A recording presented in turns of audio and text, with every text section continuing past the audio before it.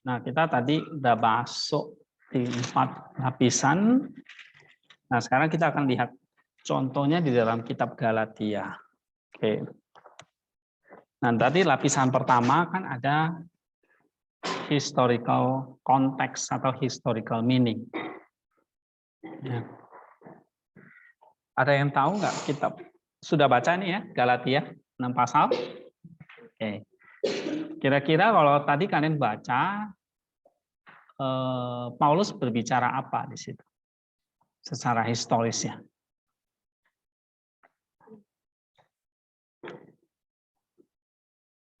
Ya,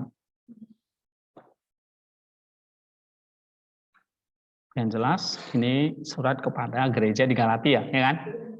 So, penulisnya siapa? Saint Paul atau Rasul Paulus. Tuh, satu sisi sejarahnya. Nah, kalau kepada gereja di Galatia, kira-kira tahun berapa ini? Kira-kira tahun berapa? Kepada gereja di Galatia.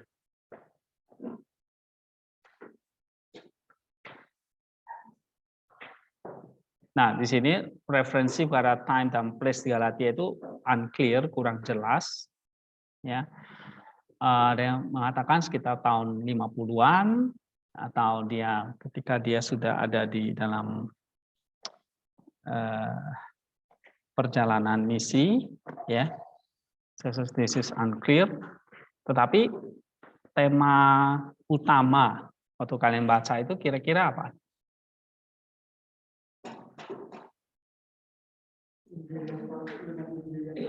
Yeah, right. The true gospel versus the false gospel. Nah, ini inti atau tema utamanya. Ya, Injil yang benar sejati melawan Injil yang palsu. Nah, ini menjadi latar belakang Paulus menulis surat Galatia ini. Nah, kok surat Galatia itu bisa muncul? Alasannya apa?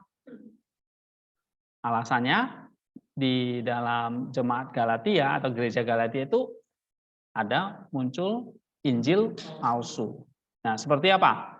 After initially believing in the gospel of Jesus Christ, pada awalnya ketika gereja di Galatia itu percaya kepada Injil Yesus Kristus, ya, dan mereka bisa percaya itu sebagai karunia Allah, tapi pada akhirnya banyak orang-orang Galatia itu berbelok kepada pengajaran Yahudi legalizer, ya. Jadi ini orang-orang kaum Yahudi yang fanatik kepada penafsiran hukum Taurat secara literal atau legalistik.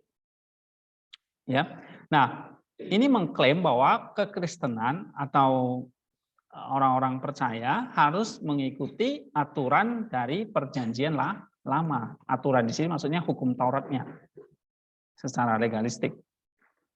Nah, akhirnya banyak ini dalam gereja di Galatia terpengaruh dan ikut lagi. Contoh soal sunat misalnya. Harus disunat baru bisa diselamatkan. Ya.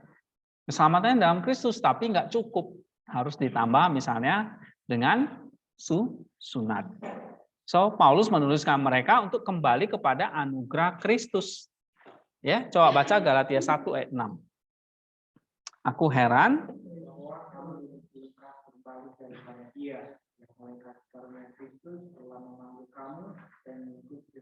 iya, dari dia yang di dalam kasih karunia Kristus, berbelok dari kasih karunia Kristus kepada satu atau kepada satu Injil yang lain, mengikuti satu Injil yang lain. Nah, ini tema utamanya. Ya. Ada beberapa subtema, di sini ada 4. Ya. Yang pertama, Paulus membela tentang kerasulan dia, atau otoritas kerasulan dia. Ini dari pasal 1 sampai pasal 2 ayat 21. Ya, ini tema yang subtema yang pertama. Jadi Paulus sebelum dia masuk ke pokok pembahasan, nah dia mempertahankan wibawa dia. Dia berhak mengatakan Injil yang kalian percaya itu adalah Injil yang lain. Karena dia adalah seorang rasul. Ya, nanti kita lihat baca pasal 1 ayat 1 itu langsung terasa, ya. And then subtema berikutnya ini juga bicara tentang karunia dari Roh Kudus kepada gereja. Ya, pasal 5 sampai pasal 6, pasal 5 ayat 1 sampai pasal 6 ayat 18. Oke.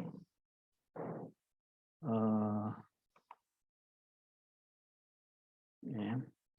Lalu ada The Cross of Christ, ini tentang salib Kristus dan juga hidup iman, ya, the life of faith, kehidupan iman. Nah, apa latar belakang tadi yang saya katakan? Latar belakang surat ini ditulis, ada sekelompok orang di dalam Galatia itu yang mengajarkan hukum Taurat supaya bisa diselamatkan. Jadi nggak hanya cukup hukum atau kasih karunia Kristus, ya. Kalau kita lihat gereja di Galatia, ini adalah salah satu Paulus kan mendirikan banyak gereja di berbagai kota ya di dalam provinsi di Roma. Nah, termasuk salah satunya Galatia. Galatia ini adalah bagian dari kerajaan Romawi pada waktu itu, khususnya di Asia Kecil. Ya, di Asia Kecil. Kalau kalian lihat di peta di Bible, ya, itu Galatia itu di Asia Minor istilahnya atau Asia Kecil. Kalau ada bawa kitab suci, coba buka Galatia itu di Asia Minor, di daerah tetangga dengan ya sekarang daerah Asia Kecil itu daerah Turki ya, gitu. Jadi di situ ada Kapadokia, Galatia, ya, kemudian Pontus, ya, kemudian ada Lydia, Efesus, Antioquia, ya di Misia, itu semua daerah Asia Kecil. Oke. Nah, jadi satu Galatia itu daerah yang luas ini ya.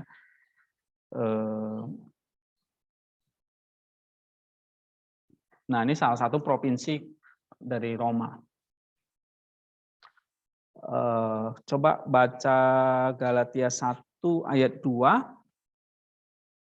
Di situ disebutkan kota daerah Galatia ya. Coba baca. Dan dari semua saudara yang ada bersama-sama dengan aku kepada jemaat-jemaat Galatia. Iya, di Galatia. Oke. Galatia itu di mana? Galatia itu bukan nama kota, tapi satu nama satu nama provinsi ya, provinsi Galatia namanya. Jadi bagian dari kerajaan Romawi. Selain Galatia, di situ ada nama daerah Kapadokia, ya. Nah, kotanya itu seperti kotanya Tarsus itu nama kota, ya.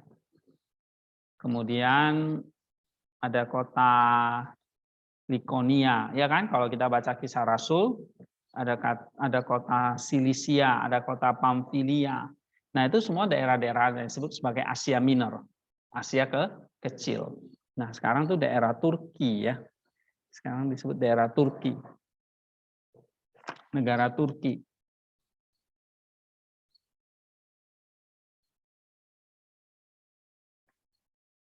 Oke.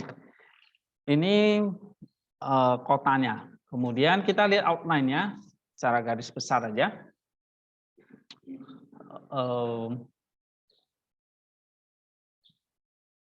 Terlalu kecil ya.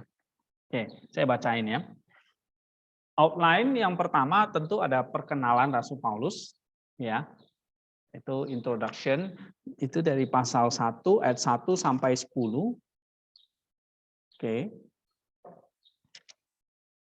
Nah, dalam pendahuluan dia ada salam ya, greetings, dan juga langsung Paulus masuk kepada topik yang dia mau bahas ya, yaitu Injil yang benar dan Injil palsu. Itu dari pasal 1 ayat 1 sampai 10. Oke. Kalian punya ini enggak? Study Bible ini? Saya cuma ambil dari sini ya, secara sederhananya. Nah, ini historical background dulu ya. Lalu bagian yang kedua, ini tadi tentang the apostolic authority-nya.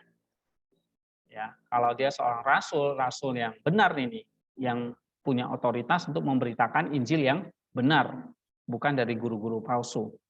Oke, itu dari pasal 1 ayat 11 sampai pasal 2 ayat 14. Ya. Nah, kemudian Paulus jelaskan setelah dia punya otoritas memberitakan Injil yang benar, apa sih isi dari Injil yang benar itu? Nah, ini mulai dari pasal 2 ayat 15 sampai pasal 4 ayat 31. Nah, ini dominan di dalam Injil, di dalam surat Galatia. Karena memang ini tujuan utama Paulus menulis surat Galatia. Ya, mengingatkan kembali kepada gereja di Galatia bahwa ini loh the content isi dari Injil yang benar. Ya, ada 3 bagian di sini. Yesus Kristus dan iman, Yesus Kristus dan Roh Kudus, dan Yesus Kristus dan sonship ya, atau keperanakannya. Kemudian, nah sekarang bagaimana? Setelah tahu Injil yang benar adalah kita harus hidupi Injil yang benar itu. Oke, makanya di situ Paulus banyak membahas tentang dibimbing oleh Roh Kudus, ya, keinginan roh, keinginan daging, gitu. Lalu bagaimana saling mengasihi. Nah, itu living the true gospel, ya, menghidupi Injil yang benar. Itu bagian yang keempat. Baru yang terakhir adalah ucapan penutup, ya, peranan iman dan juga ucapan berkat atau benediction. Oke, jadi saya ulangi. Yang pertama introduction, ini sapaan, greetings, ya. Lalu ada Injil yang benar melawan Injil yang palsu, ini isunya atau ada masalah yang dihadapi. Nah, baru Paulus menjelaskan tentang posisi dia, ya. Dia mendirikan gereja di Galatia, tapi dari kalangan Yudaiser itu kan meragukan, ini Paulus siapa? Kan dia bukan 12 rasul. Gitu. Ya, artinya bukan 12 murid yang terpilih langsung oleh Kristus. Nah, Paulus jelaskan tentang posisi kerasunannya. Oke. Nah, dia bagaimana tentang pertobatannya di situ diceritakan kan? Lalu bagaimana dia juga diutus oleh para rasul, oleh gereja, ya, sehingga dia tidak sembarangan menjadi seorang rasul, dan juga dia dituntun oleh hati nurani, ya. Nah, kemudian apa isi dari bagian yang ketiga? Isi dari the true gospel, ya, Injil yang benar. Ini berpusat kepada Kristus dan bagaimana menghidupi Injil itu. Bagian yang keempat dan bagian kelima ini bicara soal penutup peranan iman dan benediction atau ucapan penutup berkat, ya, kepada gereja Galatia. Oke, ini secara garis besar, ya, secara intinya di sini kita mau mengatakan ada the true gospel versus the false gospel. Ini, ya. Kemudian ada tema-tema lain memang, seperti gimana menghidupi peranan Roh Kudus, ya, dalam gereja untuk menghidupi Injil yang benar itu. Oke, ada yang mau bertanya di sini? Nah, ini historical konteksnya secara sederhana, ya. Nah, kalau kita baca ini mungkin akan lebih komplit kalau kita baca yang Chrysostom. Ini ada yang punya nggak buku ini? Ini di sini ada historical background-nya, baca di bagian preface-nya, ya. Nih.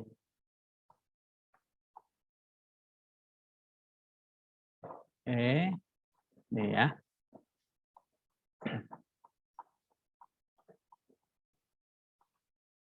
Nah, ini. Oke. Dari John Chrysostom. Ya.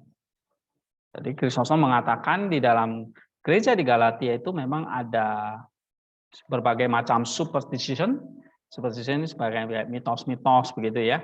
Lalu memang ada orang-orang Galatia yang Gentile, yang non-Yahudi dan orang Yahudi. Nah, orang-orang non-Yahudi ini yang memeluk Kristen dipengaruhi oleh orang-orang Yahudi yang sudah percaya tapi masih Yahudi, yang akhirnya mereka membentuk satu kelompok yang namanya Judaizer, ya, yang legalistik, untuk mempengaruhi orang-orang Gentile ini kembali menerapkan secara tertulis hukum Taurat, misalnya tentang sunat.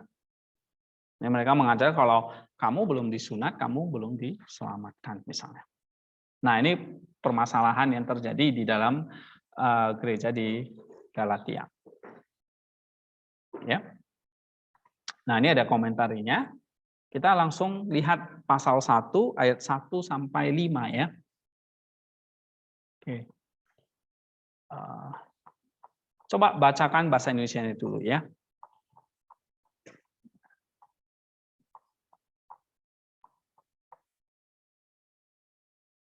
Satu orang, ayat 1 sampai 5.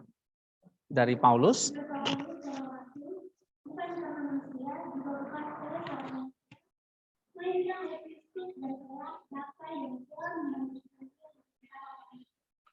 Dan dari semua saudara yang ada di tempat itu kepada jemaat-jemaat di Kristus. Kasih karunia menyertai kamu dan damai sejahtera di Bapa kita dan di Tuhan Yesus, yang telah menyerahkan dirinya karena dosa-dosa kita untuk melepaskan kita dari dunia yang jahat yang sekarang ini. Menurut kehendak Allah dan Bapa kita, baginya kemuliaan selama-lamanya. Amin. Oke. Nah, kalau kita baca RSV atau terjemahannya di sini, baca sama-sama ya. Paul, an apostle, not from man nor through man, but through Jesus Christ and God the Father, who raised him from the dead, and all the brethren who are with me. Baru, to the churches of Galatia, grace to you and peace from God the Father and our Lord Jesus Christ, who gave himself for our sins to deliver us from the present evil age, according to the will of our God and Father, to whom be the glory forever and ever. Amin. Oke. Jadi dalam buku ini ada terjemahannya secara literal ini. Nah, ini diambil dari terjemahan ini. Yunaninya. Nah, sekarang kita mau lihat bahasa teks aslinya ya. Nanti kalau di sini kita tadi sudah baca, langkah pertama adalah lihat teksnya dulu. Benar nggak? Historianya itu atau sarkiknya teks aslinya. Nah, sedangkan tadi yang kita baca, Orna baca itu dalam nomor 3 ini terjemahannya kan. Nah, kita kembali ke teks aslinya. Teks aslinya kita pakai versi Nestor Aland boleh atau Byzantine Text boleh. Dua-duanya kita bisa pakai. Nah, ini pakai teks Nestor Aland punya ya. Yang ini. Semua udah buka Bible Box-nya? Oke. Nah, sekarang kita baca. Sekarang saya mau ngajarin kalian cara bacanya berdasarkan syntactic form. Artinya dari kepala dulu, ya, baru tubuhnya sampai ujung kakinya, gitu. Jadi dari rambut sampai ujung kaki, gitu. Ya. Nah, kalau kita lihat dalam lidi diagram ini kan sudah paham ya. Ini di sini ini ya kan. Apostolos, Paulos, ini subjeknya, benar? Ya kan? Kalau di sini predikatnya, ya kan? Di sini subjek, di sini predikat. Nah, ini kita sudah masuk syntactic form ini. Berarti sudah langkah kedua. Ya. Nah, untuk langkah kedua, kalian harus tahu membedakan subjek dan predikat. Di sini memang nggak dijelasin, cuma dikatakan syntactic form, ya. Syntactic form atau tadi Origen mengatakan ini gramatikos.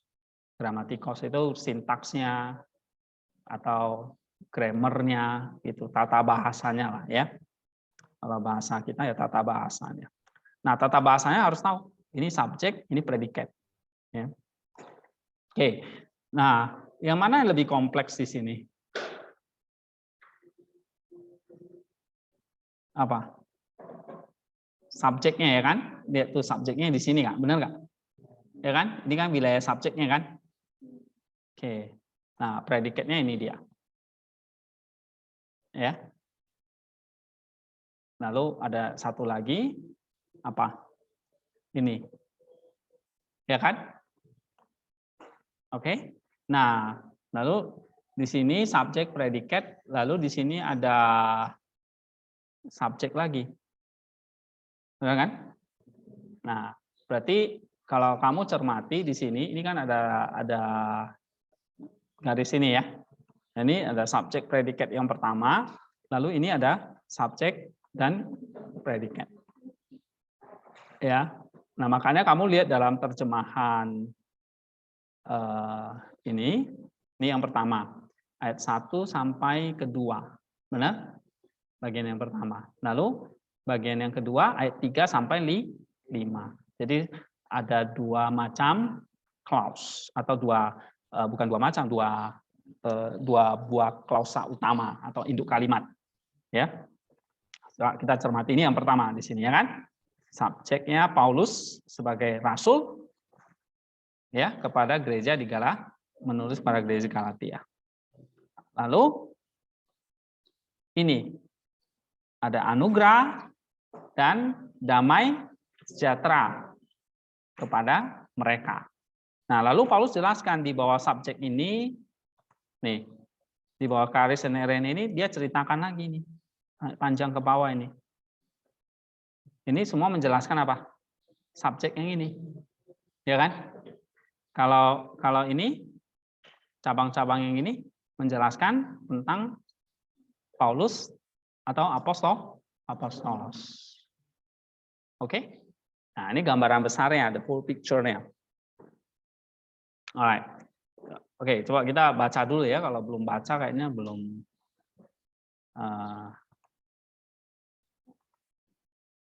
apa namanya? Belum afdol ya. Oke. Coba apostolos Paulos ab antropo ya ude dia antropo uk Allah dia Yesus Kristus kai teu patros tu egerantos ek nekron auton. Nah, ini satu bagian tentang apostolos yang adalah Paulus. Oke? Nah, sekarang kita masuk ke ternyata subjeknya ini bukan hanya Paulus saja ya, tapi bersama dengan orang-orang di Galatia. Nanti kita jelaskan juga saudara-saudara yang di Galatia. Kenapa kok Paulus masukkan mereka? Ya, dan tentu ada hidden meaning-nya. Ya, jadi bukan Paulus sendiri ini yang menulis, tapi juga bersama dengan saudara-saudara lain, saudara-saudaraku yang lain ya. Oke, jadi subjeknya di sini dua ya, apostolos, Paulus dan adelphoi. Ini subjek yang pertama ini. Ya, subjek yang kedua ini. Oke. Nah, Charis Irene ya. Nah, ini predikat yang pertama, ini predikat yang kedua. Right? Paham ya? Oke. Next, kita masih baca ini ya. Paulus kai hoi adelphoi. Sun emoi pantes. Graphomen ten epistolen tais ecclesias te Galatias.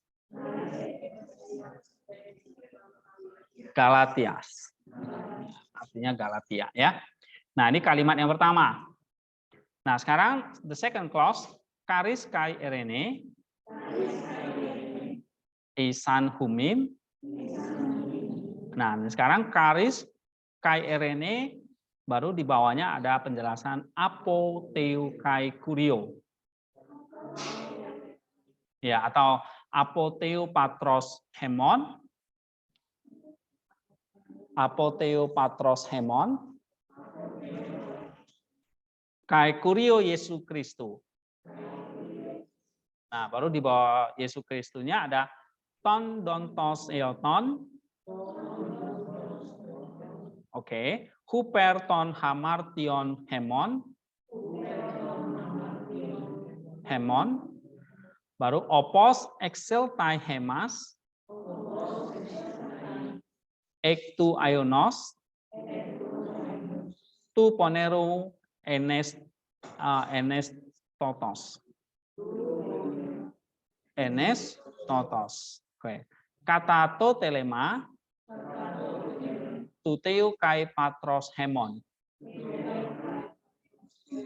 Oke, ho hedoxa estus ionas ton ionon. Amin. Nah, terakhir di situ. Oke, bisa ya. Jadi cara bacanya begitu. Kita dari kepala dulu sampai ujung kaki. Ya. Nah, kalian sudah tahu yang mana jadi kepalanya, apostolos, Paulus ini sebagai subjeknya, adelphoi subjeknya ya. Lalu predikatnya, graphomen menulis kepada gereja di Galatia, kemudian ucapan salamnya. Yang kedua, karis kai erene. Lalu karis erene dijelaskan berbagai penjelasan. Alright. Nah, sekarang kita lihat sintaktik sambil kita terjemahkan ya. Oke. Di sini kamu perhatikan lagi, kita masih fokus di sini. Apostolos Paulus artinya apa? Paulus, dari Paulus rasul, ya kan? Atau dari rasul Paulus. Lalu anthropon, udedia anthropon. Ya, bukan. Nah, kamu lihat anthropon ini genitif. Ya. Nah, kalian harus tentukan di sini, ini genitif apa? Kalau ada di sini, from, berarti source, ya kan? Oke, nah perhatikan di sini, kembali lagi ingat preposisi genitif, halaman 160. Nih, apo, 165 ya. Nah, diikuti genitif kan? Artinya apa? Ada separation, source, cause, partitive, agency. Yang mana? Nah, kalau RSV terjemahkannya apa? Hah? From, ya kan? Galatia 1 ayat 1, buka. Ini. Oke. RSV terjemahkannya not from man, ya kan? Karena di situ ada berarti not from man. Apo anthropon. Nah, berarti aponya itu adalah genitif apa? Source. Jadi karena nanti waktu buat penjelasan sintaktik formnya dijelasin. Ini apostolos, subjek, nominatif. Lalu di bawahnya ada apa? Genitive of source. Bahwa Paulus bukan dari manusia. Rasul ya, sorry. Paulus. Rasul bukan dari manusia. Kalau Paulus ya dari manusia, karena dia orang ya. Paulusnya, apostolosnya, rasulnya, kerasulannya bukan dari manusia. Ataupun juga apa? Dari atau melalui manusia. Nah, sekarang ini sumber, dia ini apa? Karena kata dia ini penting. Kalau diikuti apa itu? Dia antropo, genitif kan? Nah, sekarang lihat. Ini berapa kali saya tunjukkan, kalian sudah harus tahu caranya gitu ya. Jadi kita nggak akan ulangi terus. Misalnya kalau ketemu preposisi seperti ini, ya kalian sudah ngerti nih. Dia diikuti genitif bisa agency, means spasial temporal. Maka apa nih? Agency ya kan? Nah, jadi Paulus kerasulannya bukan bersumber dari manusia maupun oleh manusia. So, terjemahkan gimana? Dari Paulus, rasul, bukan dari manusia atau oleh manusia. Melainkan, nah nih, ketemu dia lagi kan? Berarti ada berapa preposisi? 3 nih. Apo, dia, dan dia ya kan? Melainkan dia. Semua buka nggak Bible Box-nya? Ini terlalu kecil soalnya. Bisa. Ya, dia melainkan. Nah, dia genitif lagi kan? Nah, ini genitif apa? Agency. Gitu. Oke? Kamu maju depannya kalau terlalu nggak kelihatan, Arif. Di sini loh. Biar dekat. Oh, nanti kamu bengong. Oke, kalau nggak dekat sama ini. Sama pasanganmu Nofri. Iya. Kalau di luar lengket kayak perangko. Di kelas pura-pura. Nah, Arif. Oke. Ini Nofri, kamu butuh aja baru dekat-dekat Arif. Oke. Nah, dia Yesus Kristus kaiteo. Berarti dia di sini apa? Agency. Kok bisa agency? Tahu dari mana? Karena dia ini, ya, preposisinya preposisi agency. Lihat di sini. Oke.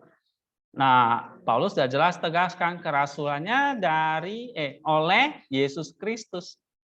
Dan bukan hanya Yesus Kristus loh, dan Allah Bapa. Tuh, tegas banget nih. Ya. Nah, kamu coba ketik ya. Saya nggak ketik, kalian coba tolong ketik. Rasul Paulus, dari Paulus rasul, baru di bawah rasulnya itu apa? Bukan dari manusia atau oleh manusia, melainkan oleh Yesus Kristus dan Allah Bapa. Nah, kata dari, oleh itu jangan terbalik ya. Apo itu baru dari, dia itu oleh. Nah, itu pentingnya kita terjemahkan secara literal dulu. Right? Baru di bawah Allah, kalian bikin persis seperti ini terjemahnya boleh ya. Lalu di bawah Allah itu apa? Tu egerantos auton ek nekron, right? Allah yang apa? Egerantos ini partisipal. Nah, berarti ketemu partisipal itu maka ketemu anak kalimat. Ingat aja, pokoknya partisipal itu ketemu namanya klausa. Ini berarti anak kalimat dari TU. Karena menjelaskan kata benda, maka ini apa? Adjective participle. Ya. Jadi kalian yang udah lupa ini ingat lagi nih, adjective participle. Kenapa? Karena menjelaskan kata benda TU. Participle ini disebut sebagai klausa. Clause. Oke, ini sangat gramatikal ya. Pelan-pelan ikutinya. Jadi setiap cabang-cabang ini semua ada penjelasannya. Gitu. Dan ya kalau kalian udah kelas ini ya harus bisa jelasin. Namanya itu kelas eksegesis, kelas advance ya kan. Ya. Maka kalau saya jelasin ini aja udah bisa berjam-jam nanti. Saya skip aja deh, saya percepat. Oke, ada pertanyaan nggak sampai di sini? Bisa ikuti? Ini masih awal ya. Nanti kalau ketemu kasus kayak gini lagi, partisipal lagi, ingat lagi kayak gitu. Jangan lupa. Right. Oke, coba sambil kita terjemahkan. Allah yang apa? Egerantos ini kan auris. Nah, ketemu auris lagi. Tadi partisipal udah auris. Auris macam-macam kan? Ayo, apa saja auris? Kita sambil ingat ya. Karena kita adalah manusia yang pelupa dan tidak tahu berterima kasih. Oke.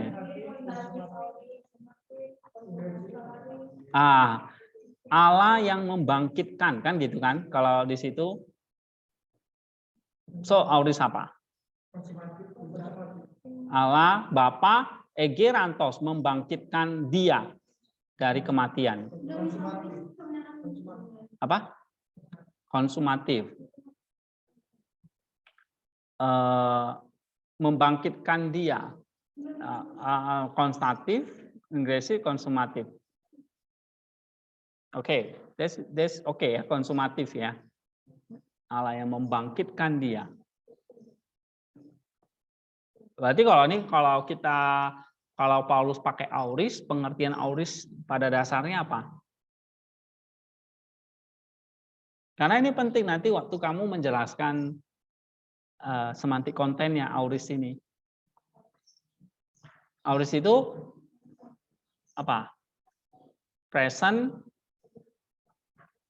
ini. At the moment, in the past, itu menjadi sebuah kejadian yang sudah berlangsung selesai. So this is not only past, tapi like kalau kayak gini ya, nah ada satu tanda titik, ada satu momen di dalam past tense, dalam lampau itu terjadi. Titik aja gitu. Jadi like portraying the actions ya, atau make it the fact of the past action. Jadi satu tindakan lampau yang sudah selesai, tapi itu fakta terjadi dalam sejarah. Maka Paulus pakai auris bahwa Bapa memang pernah membangkitkan Kristus dari antara orang mati. Nah, itu tensi yang dipakai adalah auris, bukan present. Karena waktu Paulus nulis ini sudah kebangkitan Kristus sudah terjadi. That's it. Nah, ini yang harus kamu pahami ya. So that's important to say that this is auris.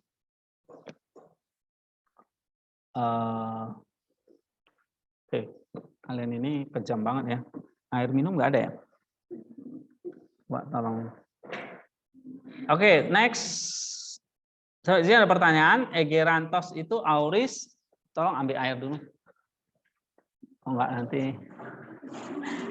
suara saya hari kedua nanti udah habis. Membangkitkan dia dari antara orang mati. Oke, sekarang Paulus nggak sendiri nih, bersama dengan apa? Saudara-saudara, jamak ya. Oke, plural. Bersama dengan saudara-saudaraku semua. Jadi semua saudara-saudara yang bersamaku. Ya, kita kurang tahu nih siapa ya. Jadi, di sini dikatakan semua saudara-saudara yang bersamaku. Kalau RSI terjemahkannya apa?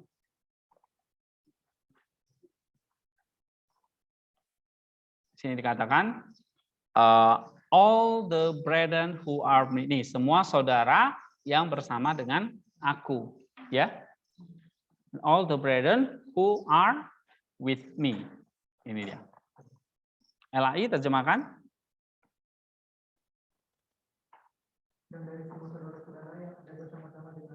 Iya, betul.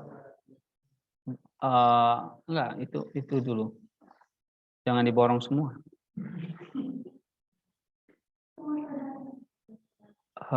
Ayat 2 itu berarti ya. Apa di situ cuma? Dan semua saudara yang ada bersama-sama dengan aku. Oke.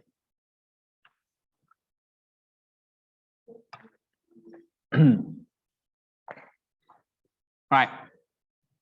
Nah, terus ini saudaranya harus diterjemahkan jamak ya.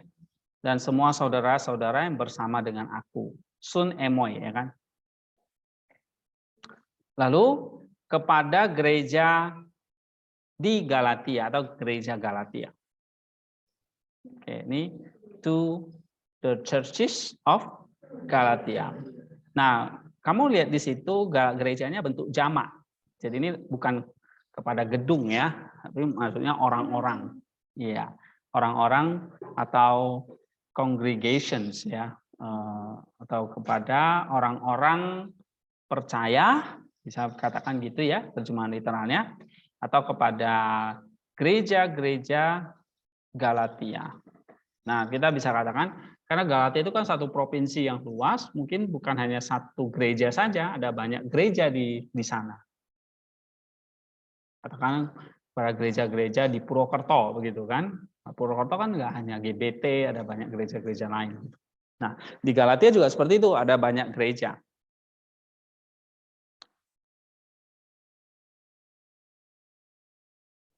Oke, next. Karis kai erene. Nah, sekarang kita ke ayat berikutnya nih, ayat 3. Karis kai erene esan humin. Karis artinya apa? Karis erene nominatif subjek ya kan? Anugerah dan damai sejahtera. Nah, ini sapaan yang lazim ya. Kalau sekarang assalamualaikum. Nah, dulu zamannya apa? Karis kai erene. Oke. Sini shalom ya kan? Itu Ibrani. Nah, kalau sapaan Paulus kepada mereka karis kai erene. Anugerah dan damai sejahtera. Esan humid kepada kamu. Lalu nah, ada ketemu apo lagi nih. Apo teu kai kurio ini frase menjelaskan apa? Apoteo dan kurio ini menjelaskan apa?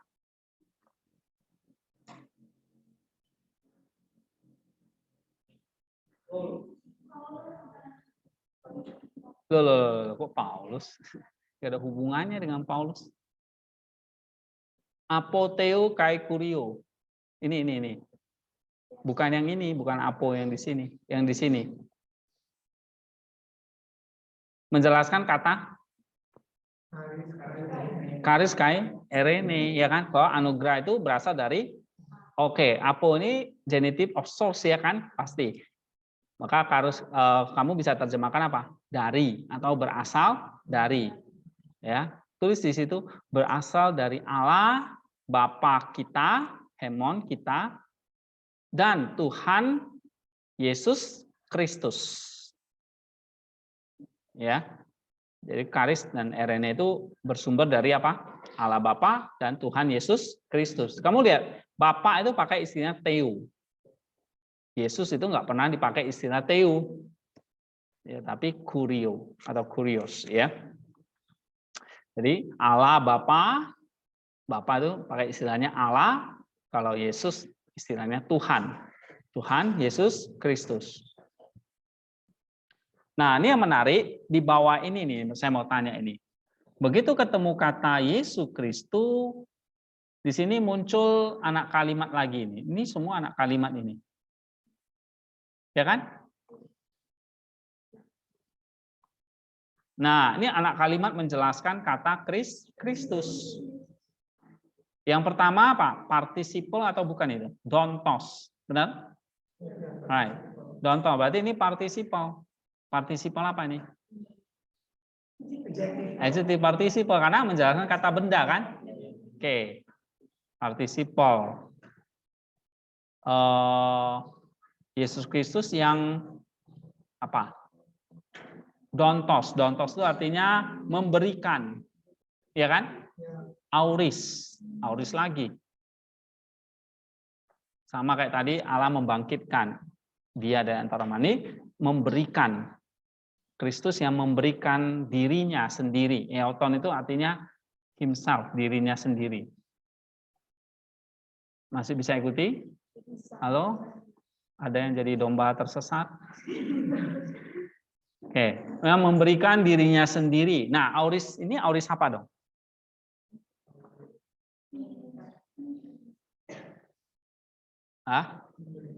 Ya, memberikan dirinya itu sudah terjadi ya. Konstatif ya kan, atau bisa juga no. Ya ini kayak konstatif ya, memang kayak seperti sebuah titik ini Yesus memberikan dirinya gitu. Like this ya. Nih ya. Oke. Nah, ini pengertian auris ini. Right? Nih. Yesus memberikan dirinya itu seperti sebuah fakta sejarah yang terjadi pada masa lampau. Oke, memberikan dirinya, lalu ada di bawah ada huper, ton, hamartion, hemon. Nah, ini saya mau kalian tes ini, tentukan. Huper itu preposisi kan? Lalu ada genitif hamartion, dosa kita. Ya kan? Dosa-dosa kita. Ingat kalau jamak ya terjemahkan jamak ya. Misalnya ini kan hamartion jamak kan? Berarti dosa-dosa. Jangan cuma dosa gitu. Oke, Agung? Jangan dikorupsi ya. Dosa-dosa kita. Nah, huper ini apa? Genitif apa? Coba Mira. Buka bukunya. Masih ada nggak buku ini? Atau udah ditelan tikus? Coba preposisi halaman 160. Nah, Terus preposisinya apa tadi? Huper. Berarti nomor 16 ya. Tuh. Kalau diikuti oleh apa? Genitif jadi apa?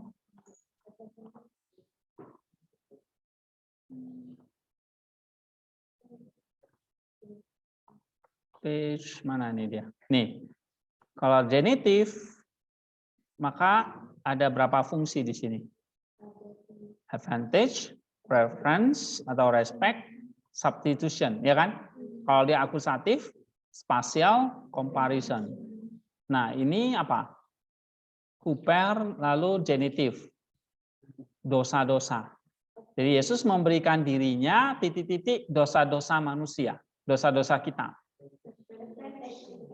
Titik-titiknya ini huper, apa nih kita isi? Advantage berarti untuk, ya kan? Untuk dosa-dosa kita. So advantage. Right, betul. Kita yang menerima berkatnya dari Kristus. Advantage.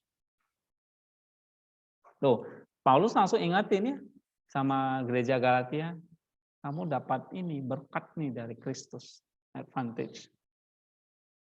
Oke, good. Next. Tapi nggak ada huper aja, ada hopos. Nah, ini mungkin ada yang belum belajar ya tentang conjunction. Conjunction itu ada dua, coordinate dan subordinate. Nah, jadi dulu yang belum belajar, saya menebus kesalahan saya. Mungkin beberapa angkatan belum ini ya. Ya karena dulu nggak tahu ya alasannya kenapa belum bahas ini ya. Oke, di skip aja deh. Karena waktu ya mungkin waktu itu ya.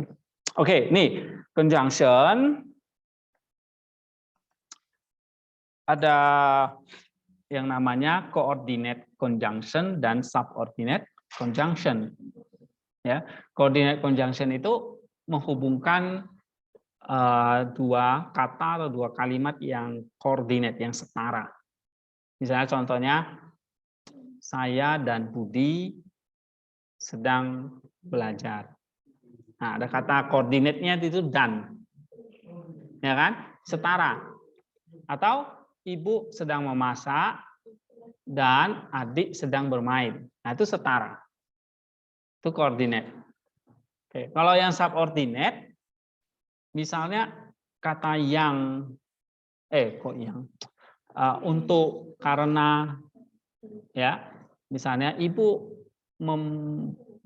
memasak sayur supaya kami dapat makan, misalnya gitu. Nah, supaya kami dapat makan, yaitu kata supaya itu namanya sudah subordinate conjunction. Alright. Nah, tapi kalau kita baca lebih detail di sini, dari segi itu tadi fungsinya, dari segi jenisnya memang ada tiga, ada logical, ada adverbial, dan substantival. Ya.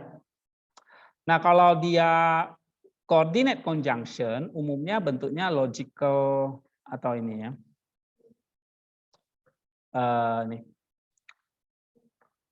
Nih. Ada tiga ya secara semantik, yaitu substantival, adverbial, dan logical. Ya, kalau substantival itu untuk menunjuk kepada konten, ya. Kalau adverbial menjelaskan keterangan dari kata kerja, logical itu tadi menjelaskan kontras, conclusion, dan sebagainya. Ya, nanti kita bisa lihat di bawah ini. Nah, nih. Saya pergede ya. Logical conjunction ini untuk umumnya untuk coordinate conjunction ya. Misalnya kayak dan, yaitu logical conjunction. Nah, di sini misalnya conjunctionnya bahkan. Bahkan itu kata sambung. Ya. Oke. Misalnya roh menyelidiki segala sesuatu. Bahkan yang paling dalam. Nah, ada kata bahkan kan? Nah, bahkan ini adalah coordinate conjunction. Tapi sifatnya adalah accensive conjunction. Accensive itu artinya tambahan. Ya. Misalnya roh menyelidiki segala sesuatu. Bahkan, nah tambahannya ini dia. The deep things of God. Kata bahkan itu ya. Lalu kayak dan, ini kan sering ya, konektif, menghubungkan. Dan atau juga, ya tadi saya kasih contoh ibu dan adik, ya misalnya itu dan. Oke. Ini terberkatilah Allah dan Bapa. Ini pakai dan ya contohnya. Saya kira dan ngerti. Kontras itu berarti apa? Tetapi, ya kan? But kalau bahasa Inggris ada rather, however. Kalau konstratif di Yunani Allah atau kai. Ada dua ya. Allah atau kai. Nah, di sini kamu lihat ada nggak konstruktifnya di sini? Ini kai berarti dan, ya kan? Tapi di sini ada Allah kan? Benar nggak? Nah, ini koordinat kan? Nah, ini berarti perlawanan. Kontras. Oke? Ini kai, konektif. Kai, konektif lagi. Kai, konektif lagi. Theo, kai, kurio, konektif. Tapi yang Allah di sini kontras. Nah, ini kan ketemu kan? Gitu. Ini kontras. Nah, ini penting ya waktu untuk eksegesis kalian perhatikan. Nah, lalu ada yang bentuk pair conjunction, bukan ini tetapi itu ya. Satu sisi tapi sisi lain, bukan ini tetapi itu, by ini maupun itu, ini dan itu, nah gitu ya. Atau ya bahasa Inggrisnya seperti on the one hand, on the other hand, kai, mete, ute, uk ala. Nah di sini ada contoh uk ala nggak? Ada nih, uk ala, ya kan? Oke. Bukan ini, tetapi ini gitu loh maksudnya. Ini uk ala artinya not, bukan ini, tetapi ini. Misalnya kerasulan Paulus bukan dari manusia, tetapi dari Allah. Nah itu pakainya apa? Uk Allah di sini atau the ya. Oke, ini yang pair atau korelatif. And then kita bisa lihat disjunctive atau ini istilahnya alternatif ya, alternatif conjunction. Kalau bahasa Inggrisnya or, kalau di kita ya atau. Ada nggak contoh tadi di sini? Ada kan? Mana? Kita lihat di sini pakai apa nih? Hey ya, atau nih, ya. Kamu pilih hitam atau putih, nah itu pakai atau pilihan. And then emphatic biasanya memang itu, atau bahasa Inggrisnya indeed, certainly, tentu, memang, ya. Kalau bahasa lisannya apa ya? Memang kamu ya. Nah, gitu. Nah, itu emphatic. Katanya bahasa Inggrisnya indeed. Ya. Dasar ya kamu. Nah, tuh. Oke, memang ya gitu. Nah, indeed. Bahasa Yunaninya apa? Biasanya pakai the ya atau sometimes ge ya atau menuge, mentoi, nai atau ne. Ya, ini yang menegaskan atau indeed. Nah, explanatory ini banyak ya. Nanti kita jumpain beberapa di sini. Explanatory itu biasanya menjelaskan additional information atau penjelasan tambahan dengan ya sebelumnya gitu. Let's say contohnya misalnya kalau kita lihat nanti ya di bagian berikutnya. Nah, kalau contoh di sini misalnya pakai gar, de, a ya. Tapi gar ini bukan artinya karena ya, tapi ini kayak menjembatani antara bagian sebelumnya dengan bagian ini, namanya explanatory conjunction. Ya, atau misalnya kalau kita mengatakan you see, kamu lihat, you see, atau for, ya. Kalau bahasa Indonesia apa ya? Jadi, nah kayak gitu ya. Maksudnya sering kita pakai kata jadi, maksudnya menghubungkan dengan bagian sebelumnya. Ya. You see, there is, yaitu, namely, itu bahasa Inggrisnya. Lalu ada kata therefore. Nah, ini inferential. Ya.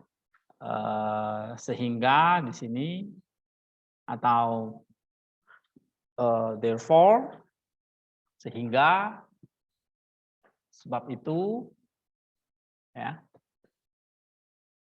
Apalagi? Karena itu, nah itu therefore ya, sehingga gitu.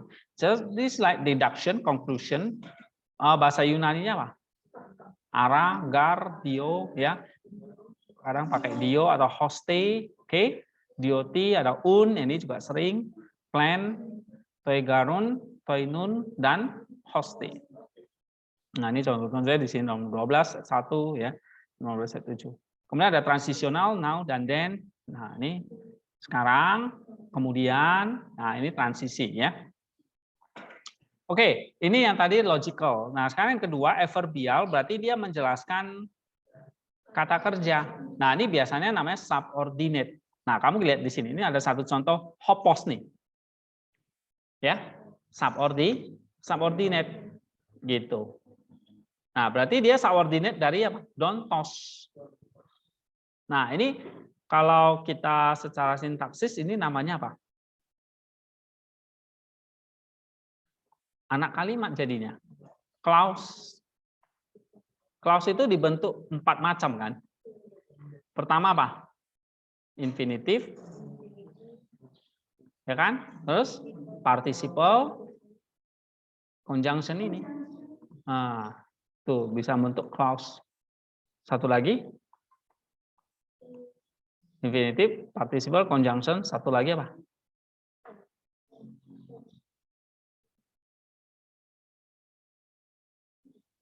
Kan ada 4. Apa ini? Relative pronoun ya. Enggak usah jawab, enggak makan. Oke, nah ini clause-nya dari conjunction, subordinate. Oke, subordinate. Apa saja ya subordinate ini? Nah, ada causal, karena. Oke, karena itu gar, dioti, ep, epdt, epd, epdter, katos, hoti. Nah, hoti ini yang sering, karena. Dan hos. Ada hupos di situ? Opos? Nggak ada. Berarti bukan karena. Oke, kita cek lagi. Komparatif ini perbandingan ya. Misalnya kata per, katos. Nah ini katos sering bisa artinya as, just as ya. Kutos, hos ini juga sering.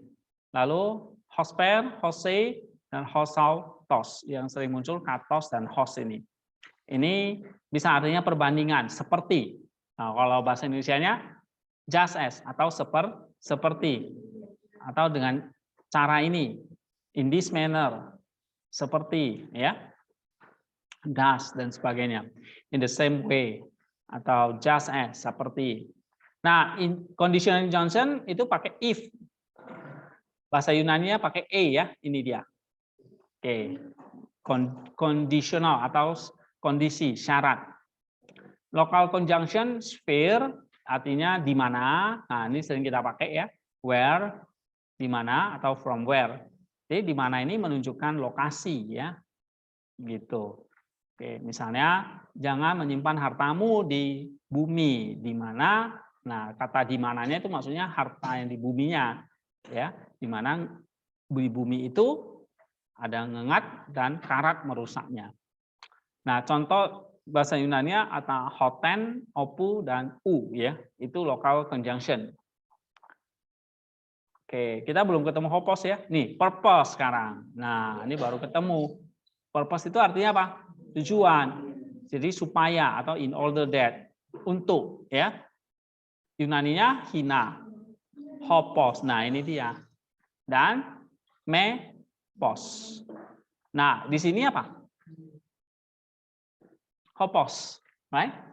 Ya kan? Hopos artinya apa? Supaya. Nah, Kristus memberikan dirinya untuk dosa-dosa kita supaya apa ini? Exeletai, hemas. Supaya apa? Dia membebaskan kita, ya kan? Hemas kita dari zaman yang jahat sampai sekarang. Zaman yang jahat sekarang ini gitu. Zaman yang jahat sekarang ini. Menurut kata telema. Nah, ini preposisi akusatif. Coba kata telema menurut kehendak. Berarti kata ini kalau saya terjemahkan menurut maksudnya apa ini? Akusatif apa? Coba halaman berapa? Preposisi kata.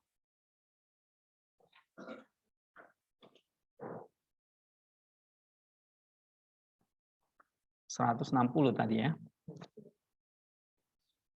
Oke, kata mana? Diikuti oleh akusatif jadinya apa? Standar, spasial, temporal, distributif, purpose, reference. Yang mana? Menurut kehendak, kalau saya terjemahkan according to. In accordance with. Jadi apa? Standar. Jadi kamu lihat di sini bahwa tujuannya untuk deliver us, ya, membebaskan kita dari zaman yang jahat ini. Menurutnya standar, ukuran, ya, ukurannya adalah kehendak telema, ya, kehendak siapa? Allah. Kehendak dengan Allah ini Theo berarti milik, ya, kehendaknya Allah dan Bapa kita. Oke, lalu ada yang kemuliaannya sampai selamanya. Ada host kan? Ini yang, nah ini relatif pronoun. Nah ini satu kalimat contoh yang baik. Di sini ada participle, ada conjunction, ada relative pronoun. Relative pronounnya apa di sini? Ho, artinya yang. Maksudnya Allah Bapa yang kemuliaannya ada dari sekarang sampai selama-lamanya. Amin. Oke. Ada yang mau tanya? Nah, ini secara sintaksis terjemahannya sudah. Oke. Kita akan break dulu. Setelah itu kita akan masuk ke overview-nya. Oke, gambaran besarnya. Overview ini maksudnya ringkasannya, and then baru kita lihat sintaktik kontennya. Oh ya, sintaktik kontennya dulu ya. Sintaktik kontennya ada berapa di sini kalau gitu? Kalau kita bisa gambarkan sintaktik kontennya. Ini kan, ada. Kalau kalian mau gambarkan, kalau kamu pecahkan lagi, ini satu ya kan? Oke. Nah, terus ini satu bagian kan? Terus ini satu bagian ya kan? Nah, ini satu bagian. Terus ini satu bagian, nah kan? Lalu ini. Lalu ini ya kan? Nah, lalu apa? Ini ya kan? Nah, lalu ini ya kan? Satu. Yesus Kristus kan dua nih kan? Dontos dan hopos. Benar nggak? Nah, ini dua bagian. Itu dontos dan hopos. Lalu ada satu bagian lagi theo, di bawah theo ini ada hos ini. Nah, ini semua sudah ada di sini, kamu nggak usah khawatir. Sintaktik kontennya sudah diberikan nih. Satu, Paulus dan apostol, berarti ini. Ya, Paulus rasul.